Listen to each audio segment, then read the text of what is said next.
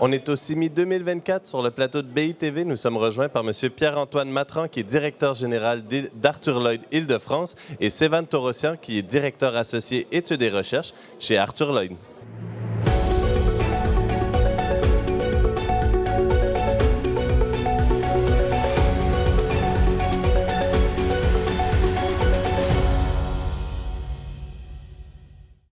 Pierre-Antoine Matran, Sévan Torossian, merci d'être avec nous sur le plateau de BITV. Merci Luc-Étienne pour cette invitation.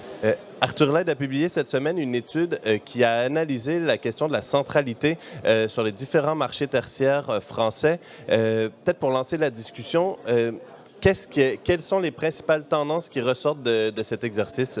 Effectivement, on a sorti cette étude sur l'Île-de-France et plusieurs métropoles régionales, tout simplement parce qu'on a voulu confronter un ressenti de marché qui était assez fort ces dernières années, à Paris, dans certaines capitales. Et ce qui ressort de cette étude, c'est une analyse géographique de la demande placée, où on a comparé assez simplement un indicateur, donc le take-up, sur 20 ans, et on a pris les secteurs centraux de ces grandes métropoles, versus les secteurs de la périphérie.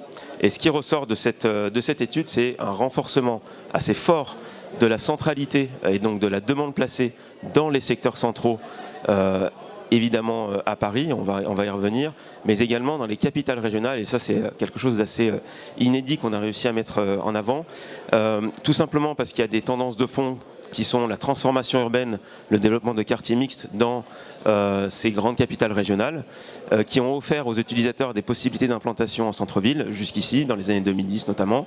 Et donc on a des marchés qui, par exemple, comme Nantes ou comme Bordeaux, qui étaient historiquement des marchés de périphérie, avec des parts tertiaires de périphérie, qui se sont considérablement renforcés en centralité, avec des quartiers d'affaires de centralité. Donc on a quand même un renforcement de la centralité dans la plupart des marchés, Île-de-France et métropole régionale, mais des contre-exemples, comme Lille, où là on a des secteurs périphériques qui continuent de performer. D'accord, merci. Et justement, à la lumière des tendances qui ressortent de cette étude, la question qu'on peut se poser, c'est est-ce que l'on doit s'attendre à ce que ces tendances qui, vous le dites dans l'étude, remontent déjà à 10, 15, 20 ans, se perpétuent dans le futur? Est-ce qu'on doit s'attendre à un renforcement de la centralité encore plus important dans les années qui viennent? Tiens. Aujourd'hui, ce qu'on observe, nous, auprès des utilisateurs, c'est que l'immobilier qui était un centre de coût historiquement est devenu un outil de rétention pour les collaborateurs. La connexion des bâtiments est devenue une contrainte qui est extrêmement forte pour les entreprises, et que ce soit sur le marché francilien et sur les marchés régionaux. Donc on a cette réalité de l'exigence des utilisateurs, et qui est aussi dans la qualité de l'offre immobilière et des services qui accompagnent ces offres immobilières. OK. Justement, je reviens sur un point que vous faites dans l'étude, pardon, M. Matran, où vous avancez, je vous cite, « La centralité parisienne ne peut convenir à toutes les entreprises. L'effort financier concédé y est conséquent. » Si on se dit que ça devient un peu trop cher pour certaines entreprises d'être au cœur du QCA, quel marché peut-être pourrait bénéficier d'un report de la demande du fait de ces contraintes? On a aujourd'hui cette réalité des loyers qui augmentent fortement sur le marché parisien. On a un loyer prime qui est à 1 050 € par mètre carré, donc qui a dépassé la barre des 1 000 € par mètre carré. On a ces valeurs top qui sont à plus de 1 200 € du mètre carré. Donc c'est quand même des valeurs qui sont historiques. Et en face de ça, des entreprises qui ont de la croissance, donc qui arrivent encore à payer ces valeurs-là. On est quand même dans un contexte géopolitique qui se complique, dans un contexte politique au niveau national qui est on ne peut plus incertain. Donc cette croissance économique des entreprises, elle n'est pas égale pour tous les types d'entreprises. Et aujourd'hui, on observe qu'effectivement, on a des entreprises qui font le choix de quitter leurs installations parisiennes. On a quand même 1 mètre carré sur 2 francilien qui est commercialisé sur Paris. Ça veut donc dire que cette attractivité parisienne, elle est extrêmement forte. Mais on observe par exemple que le marché PMS de la Défense, depuis 2 ans, affiche des niveaux de demande placés très élevés, alors qu'historiquement c'était plutôt un marché de moyen, voire grande surface. Et si on fait une carte des loyers depuis le QCA, où on est à plus de 1050 € du mètre pour les loyers prime, on va à Neuilly, on est maintenant à plus de 700 € du mètre. Et si on va un petit peu plus loin du côté de la Défense, on a des propriétaires qui sont extrêmement ouverts dans les accompagnements qui sont donnés aux utilisateurs. On parle de plus de 40% de mesures d'accompagnement données pour des utilisateurs qui sont aussi très créatifs. Puisqu'un déménagement pour une entreprise, c'est très consommateur de cash dans un moment où cash is key, comme disent les Anglais.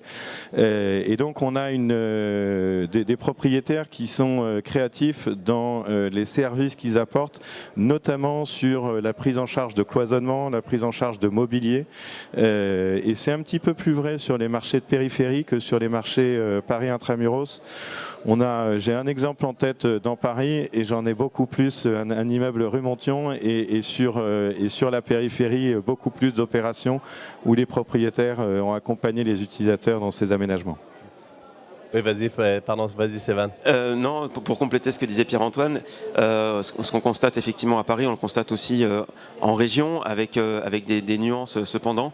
On prend une ville comme Lyon. Lyon intramuros, c'est 80% du take-up aujourd'hui par rapport au Grand Lyon. Donc on voit que cette centralité s'est renforcée. À l'inverse peut-être de Paris, on a quand même une situation de pénurie dans les secteurs les plus centraux. On sait qu'à Lyon, il va y avoir un renouvellement de l'offre dans les secteurs centraux.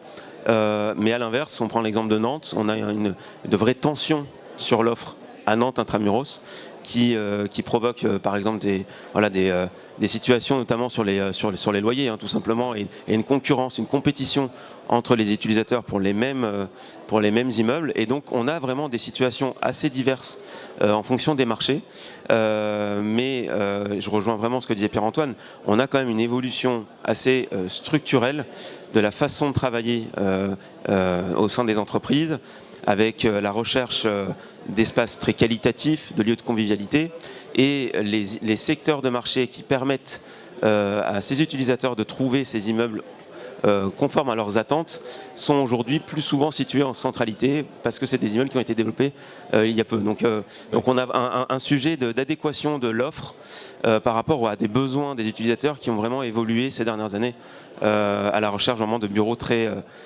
qualitatif. Je vais compléter ce que dit Sévan.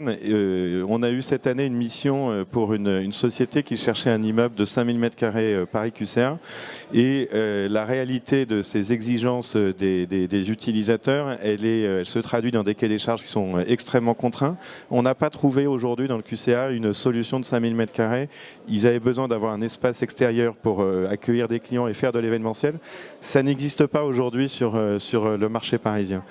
Paris Intramuros et particulièrement le marché du QCA.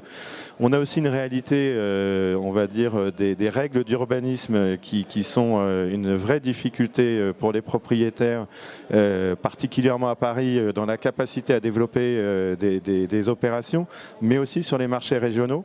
On voit une corrélation dans le dynamisme d'urbanisme des communes et la réalité économique des marchés. S'il y a de l'offre de qualité, des immeubles neufs qui sont construits, il y a des entreprises qui se projettent dans ces solutions-là.